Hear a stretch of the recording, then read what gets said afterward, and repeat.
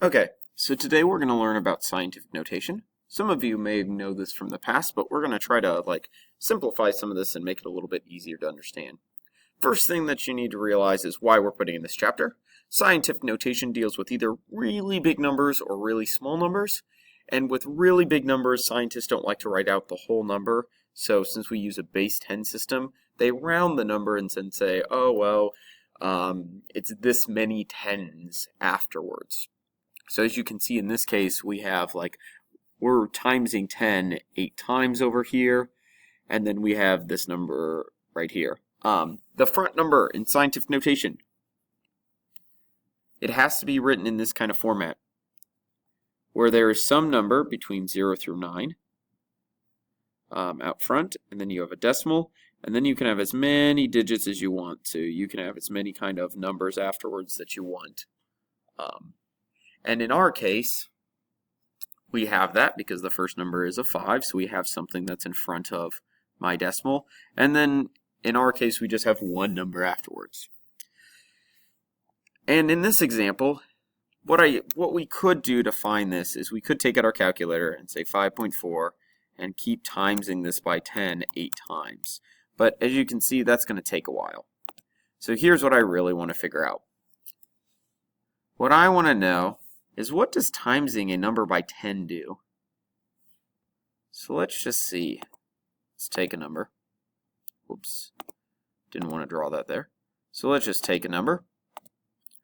Oh, and let's take the number 5.4. And let's just times it by 10. Give us 54. So it looks like 5.4, when you times it by 10, becomes 54. So it looks like that decimal point moved to the right. Let's see if that happens again. So let's take a different number. Let's take the number 3.284 and times it by 10. And then look, the decimal point, oh, it moved one to the right. Well, let's say we don't have a decimal point. Let's say it's like 5. What does timesing by 10 do? Oh, it makes 50. So if the decimal point seems to be at the end, when we move over, it gives us another point right there. So timesing a number by 10 moves a decimal to the right. So we are timesing by 10 8 times. So let's see kind of what happens when we do this. That means we are going to move our decimal point 8 places over. So 1, 2, 3, 4, 5, 6, 7, 8. And then every spot right there we are going to fill in with zeros. So our actual number would be this. 7 zeros, and we can kind of add in commas. On Canvas today, I don't want you to do that because commas kind of mess up the system that we enter it in, but we can see that that would be our final number, which is, thousands, millions, so 540 million. So, and we can see that that takes out a little bit to write, so that's why scientists would rather write this shorter thing. Let's look at it from the other way.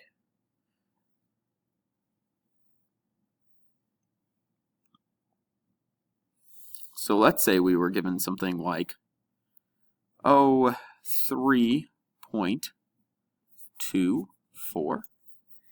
And this again is still in scientific notation because one number in front and we can have more than one number behind. And let's say it's times 10 to the negative 4th. Now, what does this negative 4th mean? Well, something to a negative exponent means we're going to divide. So that's why I have my other question. What does dividing by 10 do? So let's just look at this. I really don't want to divide by 10 4 times because that would take a while. So let's just see. Well, in that case, it looks like I went from 3.2 and it moved the decimal place 1 to the left. Let's see if it does that with a different number. So we'll take 54, so my decimal point's out here, and then I'll divide that by 10. Oh, and on that one it moved it 1 to the left. Let's see if we ran out of things. So let's go back to that 3.24 and divide this by 10. oh, it just puts a 0 in there. So this one kind of does the opposite. So multiplying by 10 moves the decimal to the right. Dividing by 10 seems to move the decimal to the left.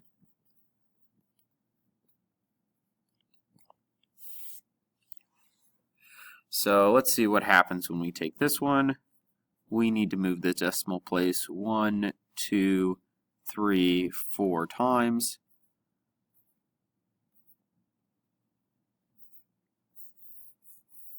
And then that would be our final number right there. So the big thing to remember for this scientific notation stuff is, hey, like timesing by 10 will move the decimal point to the right, but dividing by 10 will move the decimal point to the left. So that's the quick and easy way to kind of evaluate these things. Let's see if we can take numbers and put them into scientific notation now.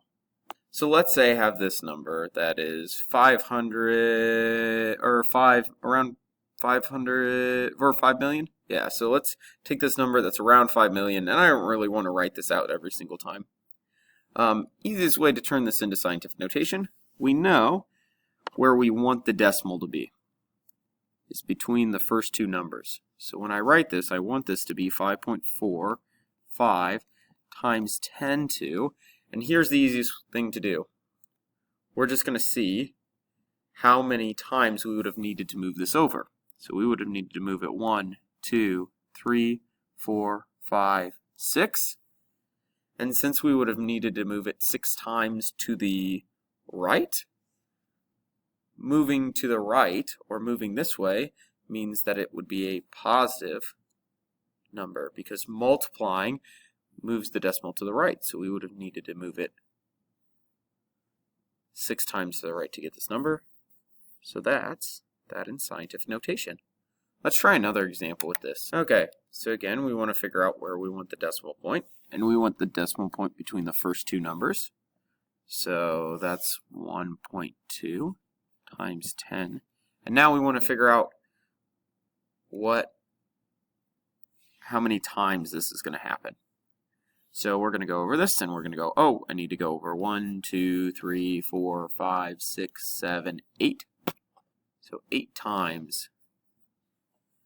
And again, that's positive because we're moving the decimal point to the right, and we found out on the calculator that timesing by 10 moves it to the right.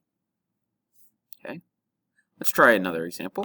Okay, so again, in this example, we want to figure out where we need to take this. So I need to take this to here, which is between the first two numbers. So I get 4.25. And let's figure out how many times we need to move that. Well, now we have a different spot where we're moving the decimal. We're not moving the decimal to the end. We got to move it back to where it should go. So that's 1, 2. And that would be 2, but this time it's not going to be positive because we're moving to the left. So that would be a -2. A good way to kind of check this is normally you know that dividing will make smaller numbers. So if the number is really, really small, generally we're going to use kind of a negative sign. So that's kind of a double check to make sure, oh, that negative exponent kind of makes sense because it's division. So this number I started with was really, really small. So in scientific notation, I should be using negative exponents. Let's try one more of these examples. Okay, so we're going to use this one right here. Again, we want our decimal to be between the first two numbers, so right over here. So we're going to put it behind the 3. We're going to get 3.0 times 10. Well, let's see how many times we have to move this, which is 1, 2, 3, 4, 5, 6.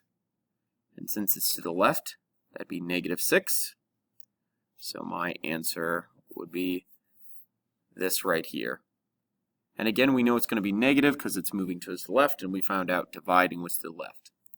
I have one more type of example that sometimes is a little bit tricky, but it's not too bad if you kind of break it into pieces. So maybe we get this, and I tell you to convert it into scientific notation. You might go, oh, Mr. Rose, piece of cake. It's already in scientific notation. And I would say, no, it's not. And the reason I know it's not is the decimal point isn't between the first two numbers. So we need to put the decimal point between the first two numbers.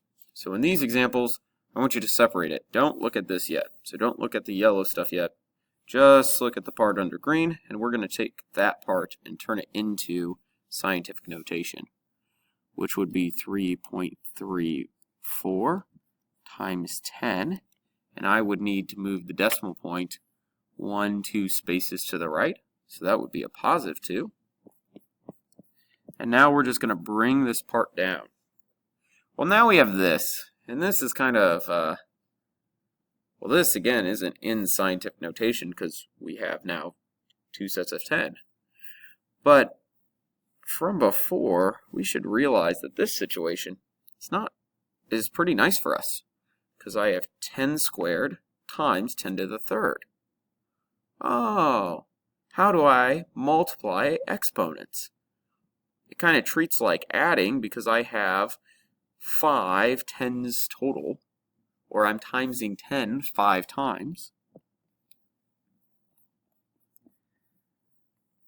And that would be my final answer. So for these types of problems, what you want to do is you want to convert the first part into scientific notation and then just kind of combine the tens. Let's do one last example. So let's say I was given this. Again, you want to go, oh, we're not in scientific notation because this first number isn't in the right spot.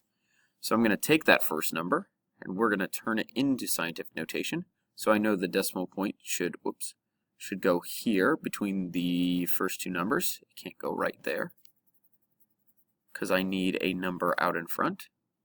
So my number would be 4 times 10, and we would need to go 1, 2, 3, 4 spaces, so that's a negative 4.